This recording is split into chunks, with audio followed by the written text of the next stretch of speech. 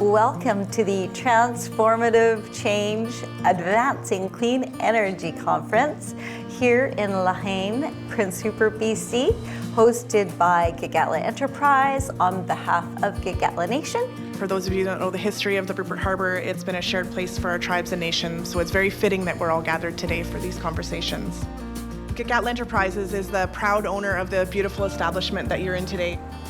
It's conference day. We're really excited to be here. We have 2 power-packed days of knowledgeable and informative speakers who are leaders doing incredible work in their field. I'm often surprised that people still use the term climate change. I tend to agree with those who instead use the term climate changed. It's past tense. Our climate has already changed, and we are living with the consequences in real time. From an Indigenous perspective, like my dad always says, we've been adapting for the last 150 years. We know fundamentally as a people that climate change can be met with resilience. We can see the level of expertise that we have right here in this region and the opportunities for actually attacking these problems. So we really wanted to make sure that we had Indigenous people that have worked in different fields or had different knowledge and experience that they could share with each other just to really, focus on the food security, the climate action that needs to be done. The food systems here were rich, so rich. Our ancestors were wealthy. Today we're talking about identity, responsibility, and what it means to ensure that food sovereignty is secured and traditional knowledge doesn't stop with this generation. Historically, we would gather, we would fish it, build up our stocks, we'd feast in the winter months. Food sovereignty and food systems are always tied to ecosystems. This is our wealth out here, and we have to protect it. Our ancestors protected it. And what did? They charged us with that sacred duty. We could have economy, we could have a modern life, but we still got to look after the earth. Clean energy is often seen through a narrow lens: solar panels, wind turbines, and technology. But for First Nations, it represents something far greater. It represents a vehicle for change.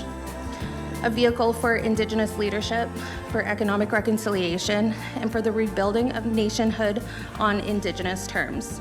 I appreciate the nations represented here, as well as industry partners, government representatives, and collaborators who have joined this gathering. Clean energy development requires many partners at the table and must continue to be guided by First Nations leadership. Having that mix of government and industry and our First Nations leaders, we've got a couple different First Nations environmental services organizations in the room, just to be able to share in a place where we can, nations are sharing what worked for them, what didn't. The North has never had this type of event. We don't. Everything happens in Vancouver or Prince George for that matter. And when you look at the North, 40% of the shovel-ready projects are in the North. So let's start bringing more awareness and interest. We all need to learn together, grow together. I've always said we're open to development, but it has to be responsible, it has to be respectful, and we have to have a seat at that table, and we have to be able to have our say and be respected in what we bring to the table. The conference has been amazing so far. It's been really special to be back in northwestern BC. Getting to hear so many awesome grounded initiatives that are really pushing our communities towards building climate resilience and climate adaptation and really thinking about future generations. It's been just such an inspirational event so far. I think it's great. I think it's a really good way to establish open lines of communication. There's several different communities here, a lot of hereditary people here, people from different sectors. I think that's a beautiful thing to be able to just sit down, have a discussion. I noticed that this discussion has not just been focused on climate change, but really focused on building and strengthening relationships, which I think is the foundation to even look into the future. Healing and building resilience together will also take time. Innovative solutions do not have to be cutting edge.